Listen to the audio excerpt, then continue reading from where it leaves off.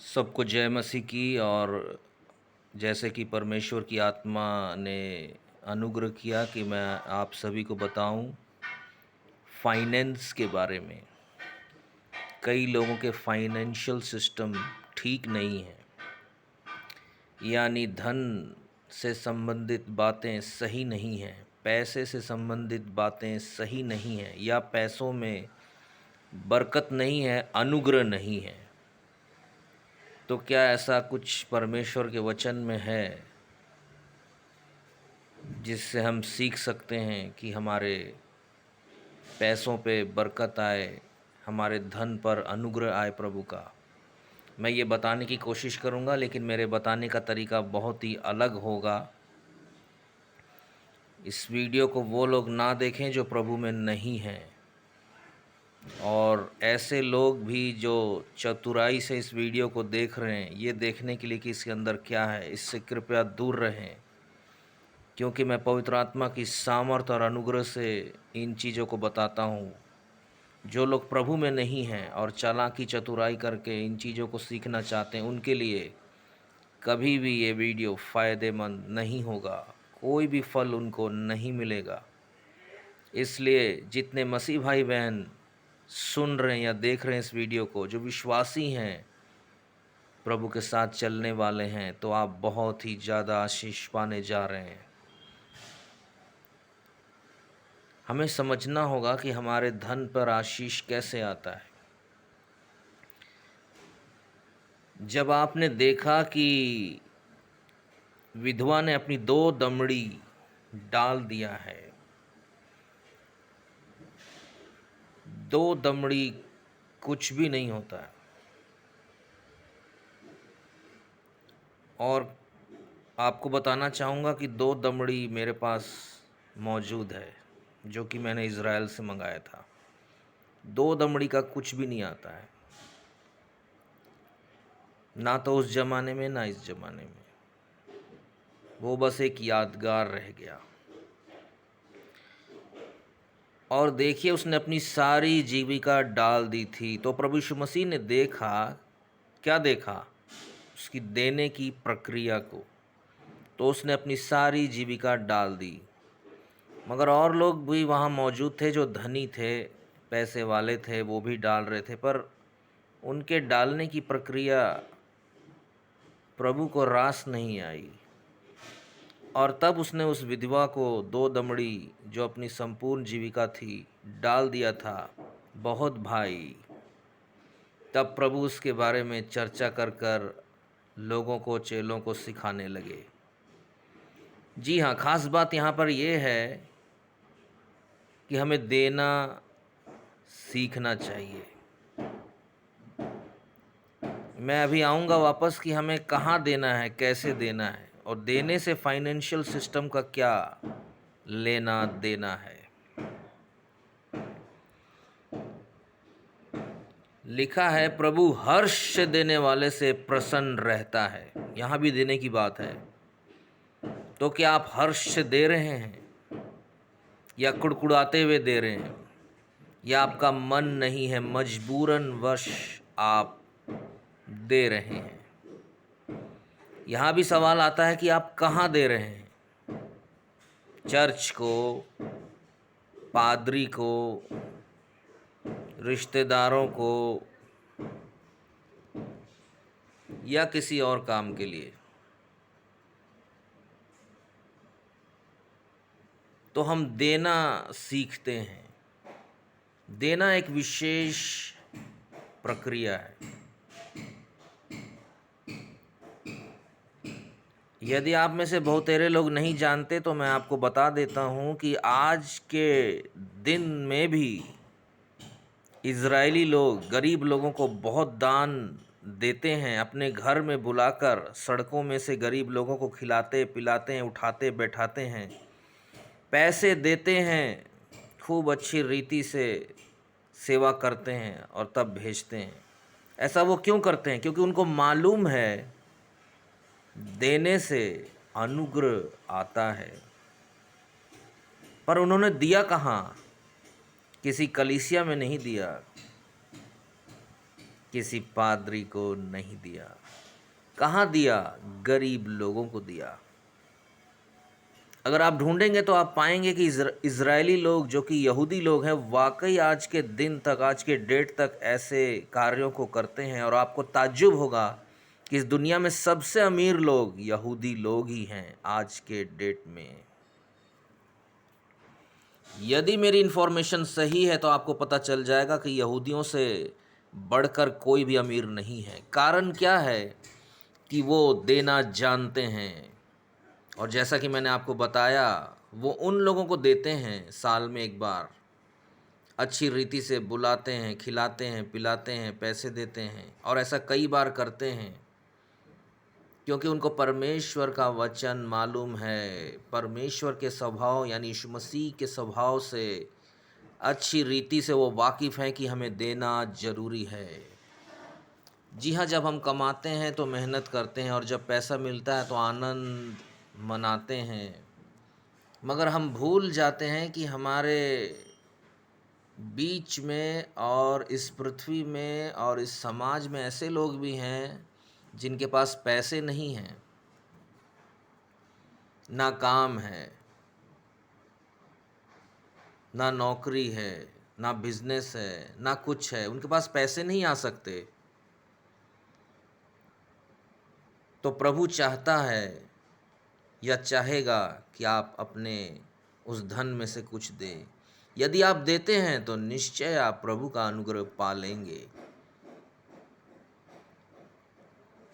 ये कोई प्रक्रिया नहीं है, ये कोई तौर तरीका नहीं है, या ये कोई मनगढ़ंत बातें नहीं हैं कि हम दे दें तो हमें मिल जाएगा और हमें देना चाहिए। परमेश्वर का वचन हमें देना सिखाता है।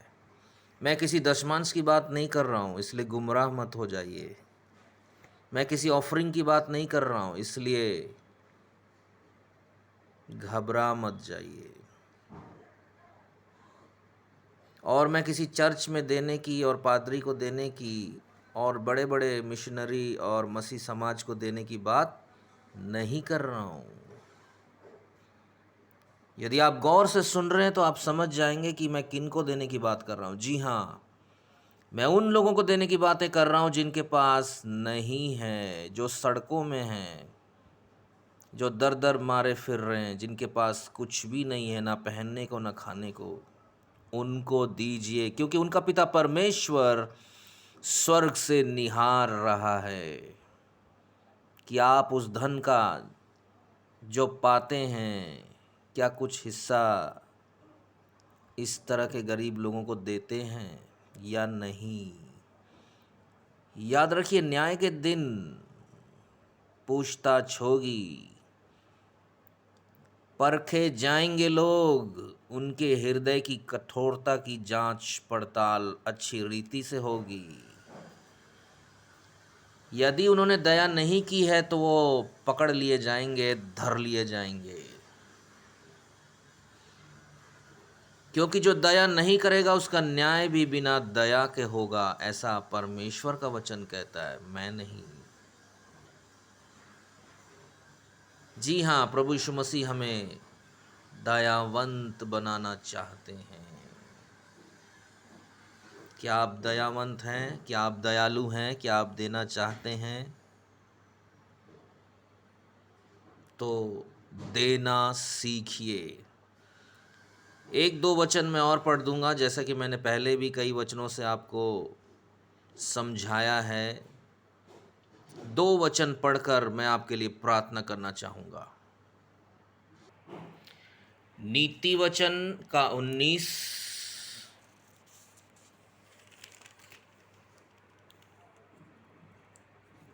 और उसका 17 लिखा है, जो कंगाल पर अनुग्रह करता है वह यहोवा को उधार देता है और वह अपने इस काम का प्रतिफल पाएगा। जी हाँ, कंगाल को देना शुरू कीजिए। ऐसा कर कर आप प्रभु यीशु मसीह को उधार दे रहे हैं, और प्रभु यीशु मसीह किसी का उधार नहीं रखते।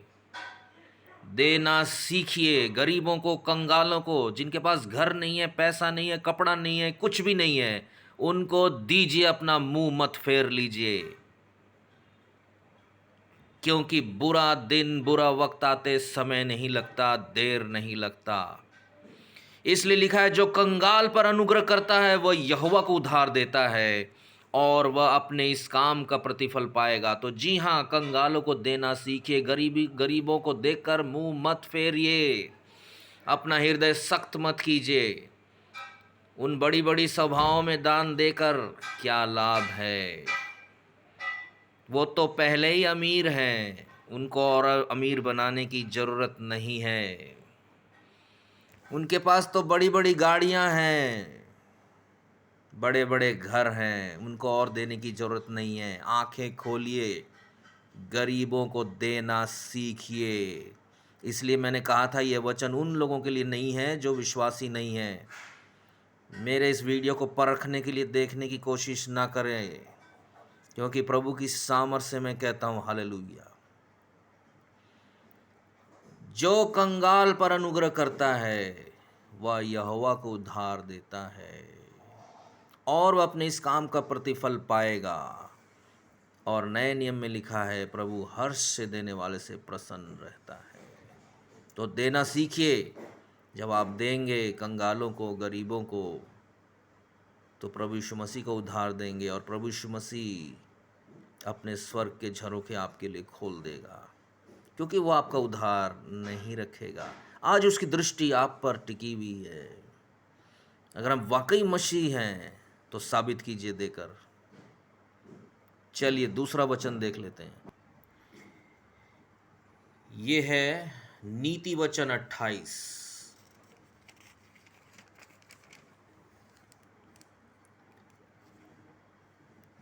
और उसका 27। जो निर्धन को दान देता है उसे घटी नहीं होती, परंतु जो उससे दृष्टि फेर लेता है वह शाप पर शाप पाता है।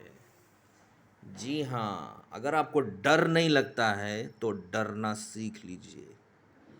जो निर्धन को दान देता है उसे घटी नहीं होती। अगर आपके फाइनेंस, आपका धन कहीं रुका हुआ है, फंसा हुआ है, या उसमें आशीष नहीं है, बरकत नहीं है, तो निर्धन को दान देना सीखिए। आपको कभी भी घटी नहीं होगी।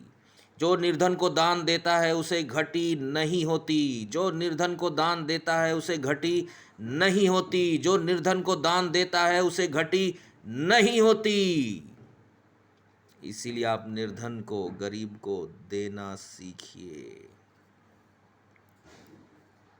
परंतु जो उससे दृष्टि फेर लेता है वह शाप पर शाप पाता है। यदि आप ऐसा कर रहे हैं तो डरिए, श्राप मत लीजिए, क्योंकि आप श्राप नहीं झेल पाएंगे, कंगाली और गरीबी नहीं झेल पाएंगे। इसलिए दूसरे की गरीबी को ढांपने की कोशिश कीजिए। आज प्रभु का वादा है कि जो कंगाल को देता है उसे घटी नहीं होती, लेकिन जो उससे मुंह फेर लेता है वह शाप पर शाप पाता है। तो जितने मसीह भाई बहन हैं, यदि आप प्रभु यीशु मसीह के वाकई संतान हैं तो साबित कीजिए, गरीब लोगों को देकर साबित कीजिए, देना सीखिए। किसी चर्च, किसी पादरी के पीछे अपना समय बर्बाद मत कीजिए, क्योंकि चर्च और पादरी अमीर बनते जा रहे हैं, बनते जा रहे हैं, बनते जा रहे हैं, और कलीसिया गरीब होती जा रही है, होती जा रही है। और परमेश्वर का वचन हमें देने के लिए गरीबों को सिखाता है। चलिए हम प्रार्थना करते हैं। धन्यवाद पिता परमेश्वर, अनुग्रहकारी पिता परमेश्वर, बड़े ही अनुग्रह के साथ पिता आपने इस योग्य बनाया कि मैं आपके इन गुप्त वचनों को जाहिर करूं, समझाऊं, सिखाऊं, क्योंकि आज बहुत से मसीह भाई बहन पिता पैसों के लिए रुके हुए हैं, अटके हुए हैं, सोच रहे हैं, पैसों में बरकत को ढूंढ रहे हैं, मगर वो बरकत उन्हें दिखाई नहीं देती। पैसा जैसे आता है चला जाता है। बजट तो बहुत अच्छी रीति से बना लेते हैं, मगर सब खत्म हो जाता है, कुछ भी नहीं बचता। उनको देना सिखा कि गरीब लोगों को वो दे और तेरा वचन उनमें पूरा हो जाए प्रभु। जब मैं इस वक्त प्रार्थना कर रहा हूँ, कई लोगों पे, कई मसीह भाई बहनों पे प्रभु का अनुग्रह और सामर्थ आ जा रही है, और कई लोगों पे बुद्धि की आत्मा आ रही है उनके जीवन में, और बुद्धि की आत्मा उनको छू रही है। यीशु के नाम खुला बराबा संडराबया लिही ब्राहा ठुखरहंद हल बराबा सठरा मंडल रेबेके। जब मैं प्रार्थना कर ही रहा हूँ, कई जगह से गरीबी की आत्मा भाग रही है, कई जगह से गरीबी की आत्मा टूट जा रही है, कई जगह से गरीबी की आत्मा नष्ट हो जा रही है। हालेलुया बारूख अलाबा सांडराबाया। यदि आप अपनी गरीबी से निकल नहीं पा रहे हैं तो देना सीखिए। हालेलुया मारूख अलाबा सठरा मांडाला रेबेके। मेरे इस वीडियो को बार बार रिपीट करके देखिए, जो वचन मैंने कहे हैं को बार बार पढ़िए और अपने विश्वास को बढ़ाइए। प्रभु आप सभी से बहुत प्रेम करते हैं। जब मैं प्रार्थना कर ही रहा हूं, गरीबी का बंधन टूट जा रहा। जी हां, गरीबी एक श्राप है।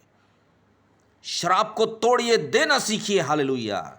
जब आप देंगे तो प्रभु को उधार देंगे, और आप जब देंगे तो आपको कभी भी घटी नहीं होगी।